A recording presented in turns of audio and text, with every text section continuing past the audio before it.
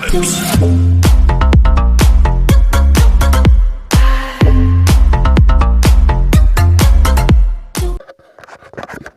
Salut YouTube, c'est Greg pour la chaîne Greg Vap. Alors aujourd'hui, donc deuxième revue, c'est la revue de la 521 tab, 521 tab mini de chez GeekVap. Donc j'ai reçu la boîte. Donc voici, donc GeekVap, couleur noire, 521 tab mini, Geek No Beater. Sur la tranche, donc 521 tab mini GeekVap, 521 tab mini, la référence GeekVap et au dos, Donc nous avons le scratch code pour l'authentification, Made in China, tous les sigles, les specs. Voilà, il y a un peu de tout en fait, hein, les fonctions, tout ça, la taille, donc elle mesure 83 par 61 mm par 24. Donc elle prend les résistances de 0,01 à 9,9 ohms. Elle détecte les résistances trop basses. C'est connexion par un pin 510. Il faut un AQ 18650. Voilà, donc il y a la protection contre les courts-circuits, les résistances basses, tout ça. Enfin bon, bref. Il y a toutes les protections qui vont bien. Donc, quand on ouvre cette boîte,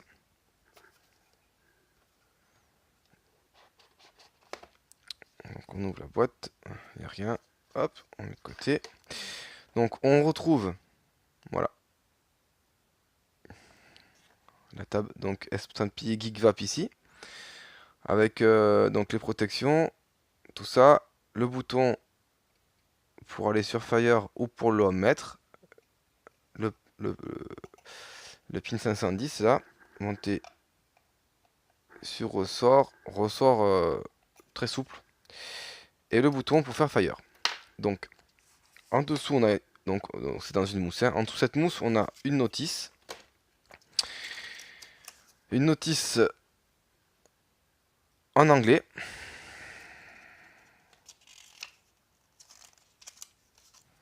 En français. En espagnol, en italien, en russe, en allemand, et ainsi de suite. Bon bref, nous ce qui nous intéresse c'est le français. Donc ben, sur cette notice tout est expliqué, hein. Bouton on, bouton off, voilà, donc voltage de sortie 4,2 V. Voilà, tension de travail 2,7 à 4,2 volts. Résistance atomiseur, donc comme je l'ai dit, qui prend de 0,01 à 9,99 ohms, et ainsi de suite. La précision de la mesure de la résistance est à peu près, donc il y a une marge d'erreur de 0,03 ohms, ce qui n'est vraiment pas énorme. Voilà, donc elle est très précise. Donc derrière, mode de mesurage de résistance. Donc mettre l'interrupteur en position 1, bon bref ça explique, on verra ça par la suite. Mode à brûler l'atomiseur, donc bon ça c'est pour faire fire. L'ignition dépasse le temps limité, donc lorsque... Alors, en fait si vous restez appuyé trop longtemps, donc plus de 15 secondes sur le fire, bon bah ça se coupe. Protection contre l'inversion de la polarité.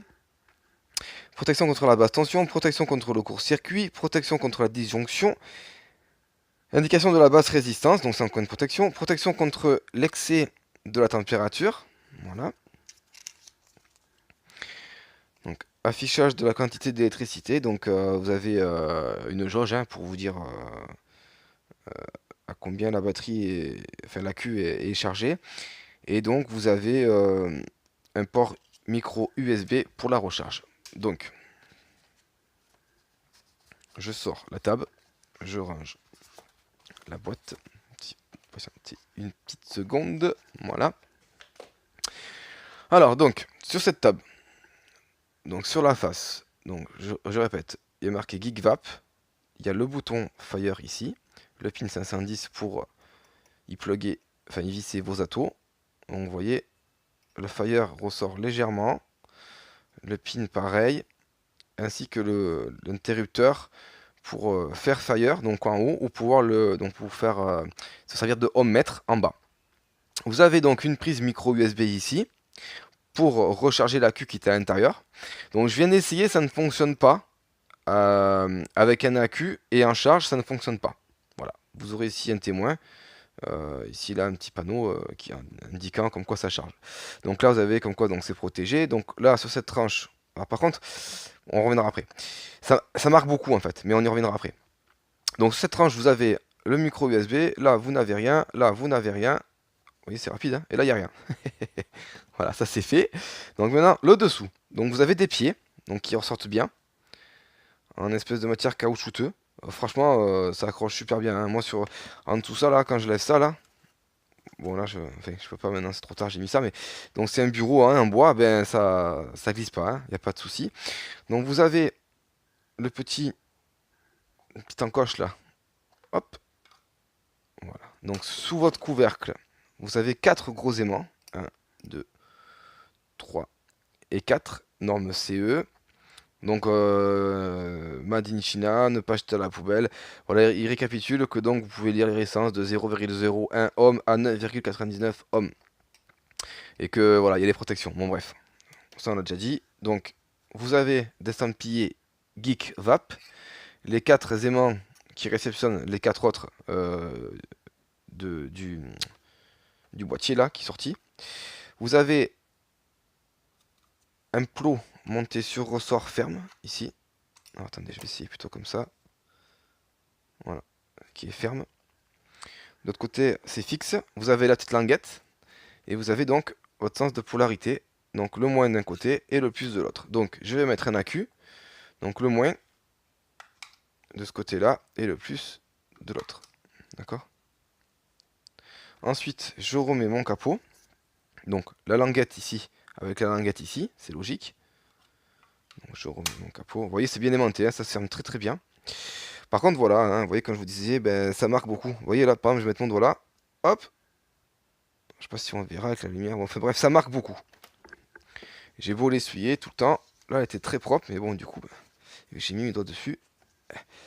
Elle est sale. Bon, enfin bref. Donc, alors, ben, on va mettre un lato dessus.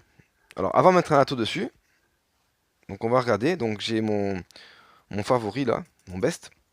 Donc, c'est mon Twisted Messis 24. Qui est sur la RX200S. Donc, il me détecte une résistance à 0,19 ohm.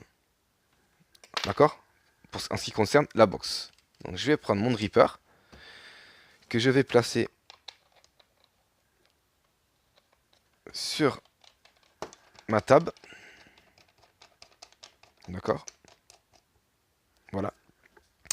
Je vais mettre en mode ohmmètre. Et donc là, vous voyez, il détecte.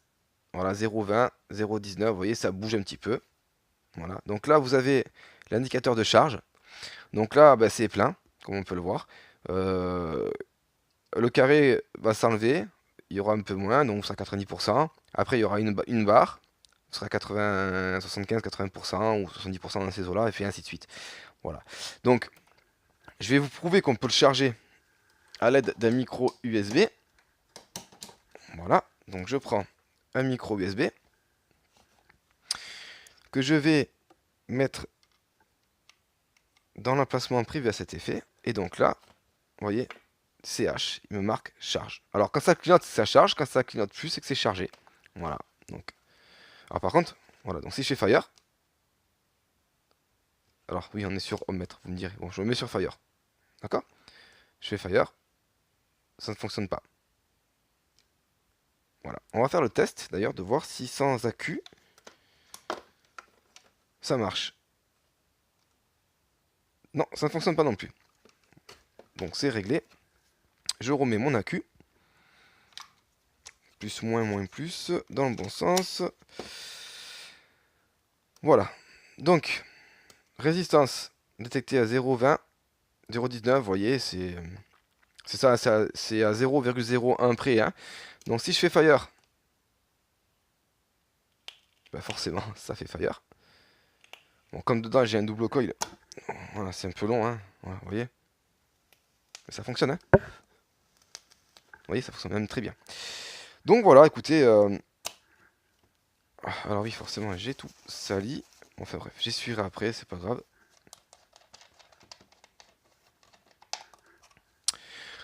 Donc écoutez, moi j'en suis très content. Je l'ai eu aujourd'hui, j'ai fait quelques tests là, vite fait, bien fait. J'en suis vraiment content. Ça change de ce truc là que j'avais payé pas cher là, 5 € à l'époque. Voilà, bon ça m'a bien dépanné, hein, faut être honnête. Bon, je pense que c'est quand même moins précis que la table, mais bon, ça m'a quand même bien dépanné. Donc attendez, je m'excuse, je mets juste un petit coup vite fait. Avec un chiffon esprit en microfibre. Qui va bien. Qui n'est pas fourni avec. D'ailleurs, l'accu non plus, hein. Il n'y a pas d'accu fourni avec. Hein. Vous avez uniquement la table et la notice, le mode d'emploi dans la boîte. D'accord? Voilà, donc écoutez, ben moi si je dois faire un retour dessus, ce sera que positif. Voilà, sincèrement, j'en ai pas essayé d'autres, à part celle que je vous ai montré, la basique. Donc celle-ci. J'en ai pas essayé d'autres. Voilà, j'ai essayé que celle-ci. Et franchement, j'en suis vraiment satisfait. Donc je l'ai acheté sur le site Sigabuy. Je vous mettrai le lien. Je l'ai payé 19,23 €.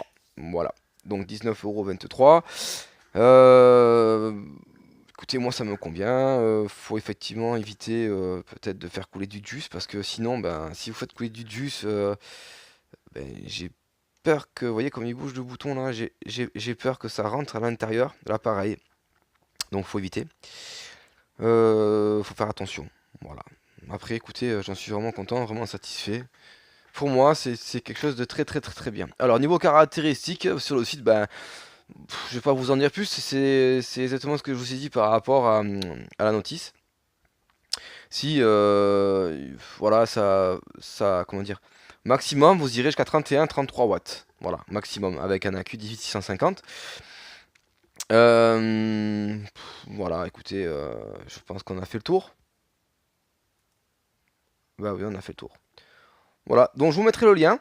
Comme je vous ai dit, il est au tarif de 19,23 € sur le site de Sigabuy. C'est là où j'ai trouvé le moins cher. C'est un original, c'est pas un clone, d'accord? Voilà, je ne prends pas que des clones.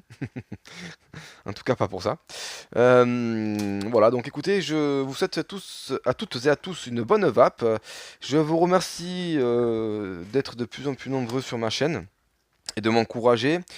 Euh, Vos commentaires et vos pouces vers le haut me font très plaisir, ça me touche énormément, donc je vous en remercie énormément. Et je vous souhaite donc à toutes et à tous une excellente vape, et je vous dis à la prochaine pour une prochaine vidéo. Allez, ciao ciao les amis!